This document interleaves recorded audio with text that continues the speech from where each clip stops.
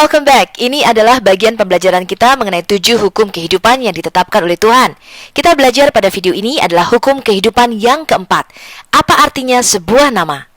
Quote yang sangat terkenal dari William Shakespeare, "What is in a name? That which we call a rose by any other name would smell as sweet."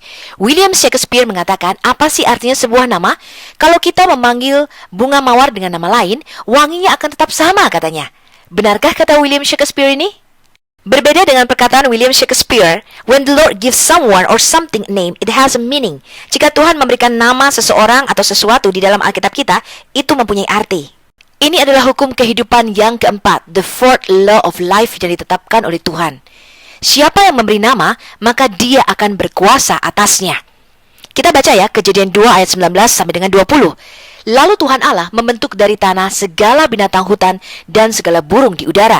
Dibawanyalah semuanya kepada manusia itu untuk melihat bagaimana dia menamainya. Dan seperti nama yang diberikan manusia itu kepada tiap-tiap makhluk yang hidup, demikianlah nanti nama makhluk itu. Manusia itu memberi nama kepada segala ternak, kepada burung-burung di udara, dan kepada segala binatang hutan. Tetapi baginya sendiri dia tidak menjumpai penolong yang sepadan dengan dia.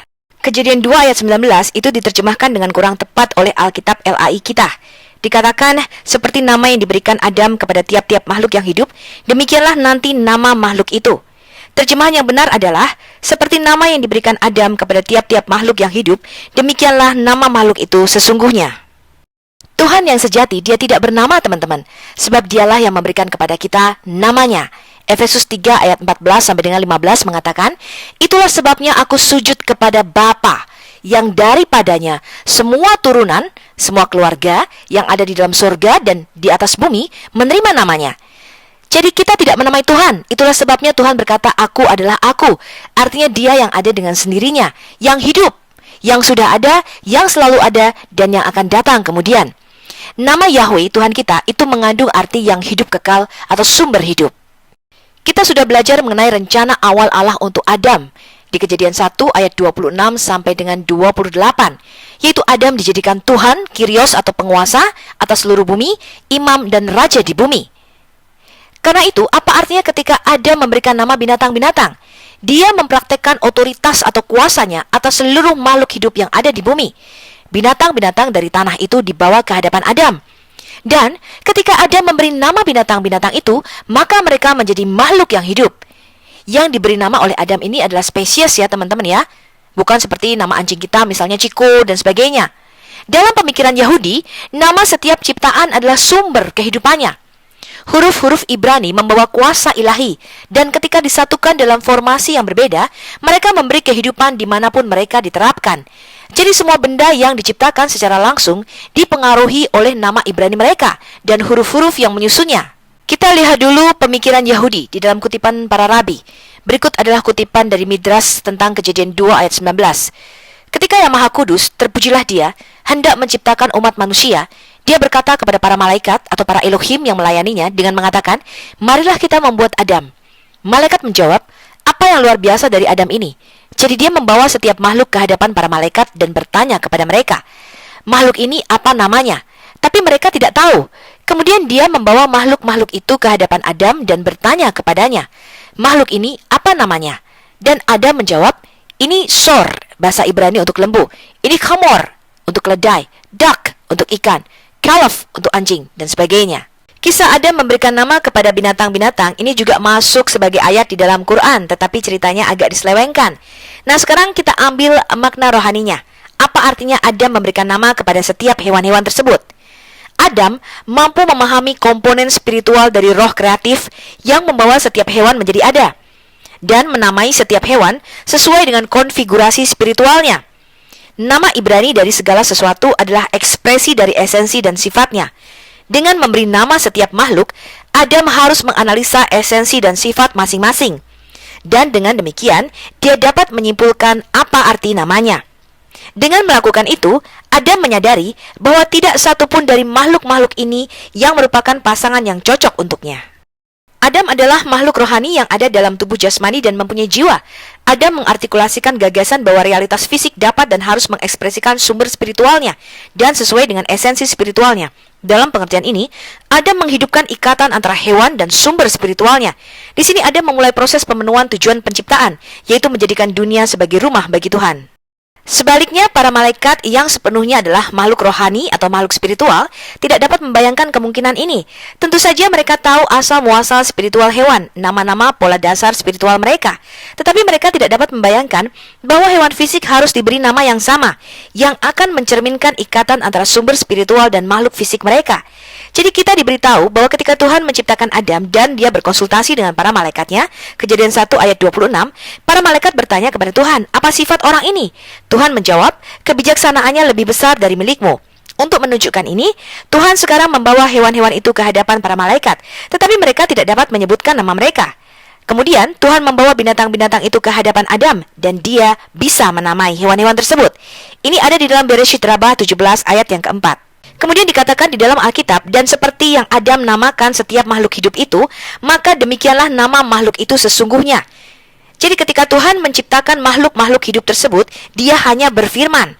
Dan Adam bisa menamai setiap makhluk hidup dengan benar. Nama yang Adam berikan kepada mereka adalah kata-kata yang digunakan Tuhan ketika Tuhan menciptakan mereka.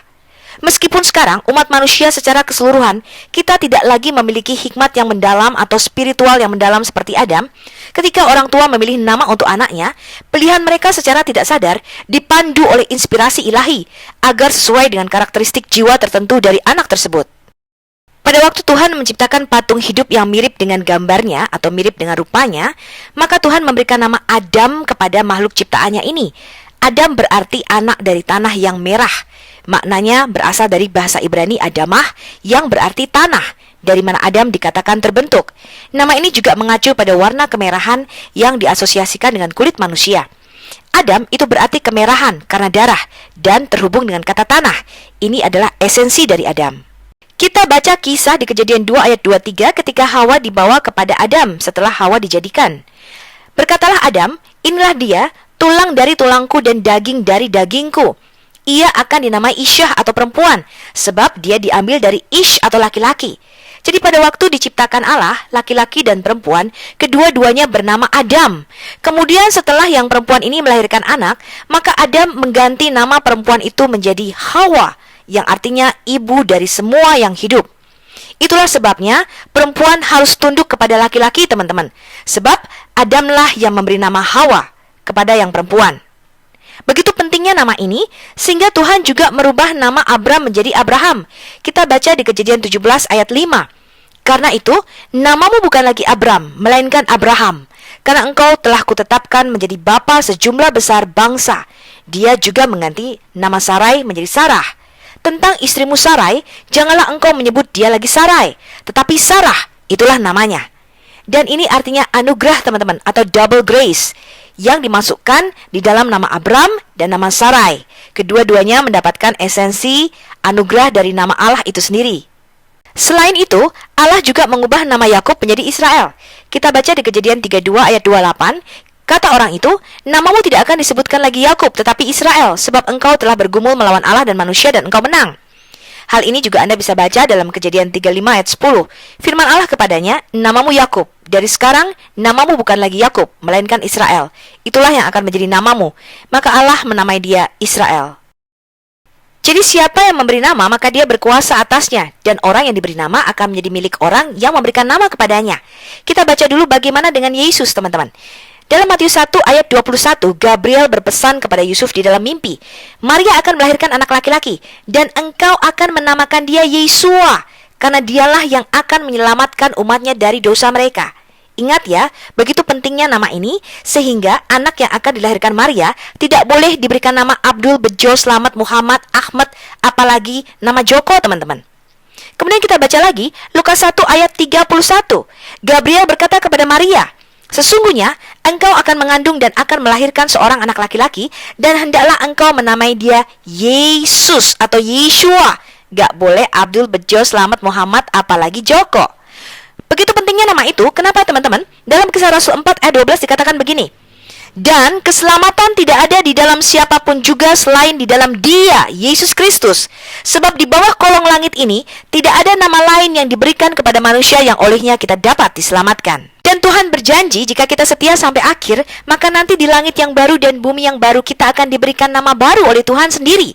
Anda baca ya, Yesaya 62 ayat 2 dan Yesaya 66 ayat 22. Kemudian di dalam Wahyu, Yesus berkata, Aku akan mengaruniakan kepadanya batu putih yang di atasnya tertulis nama yang baru yang tidak diketahui oleh siapapun selain oleh orang yang menerimanya. Yesus juga mengatakan, barang siapa menang, dia akan kujadikan soko guru di dalam bait suci Allahku, dan dia tidak akan lagi keluar dari situ. Dan padanya akan kutuliskan nama Allahku, nama kota Allahku, yaitu Yerusalem baru yang turun dari sorga dari Allahku, dan namaku yang baru. Haleluya! Shalom dan sampai jumpa pada video berikutnya. Kita akan belajar mengenai hukum kehidupan yang kelima.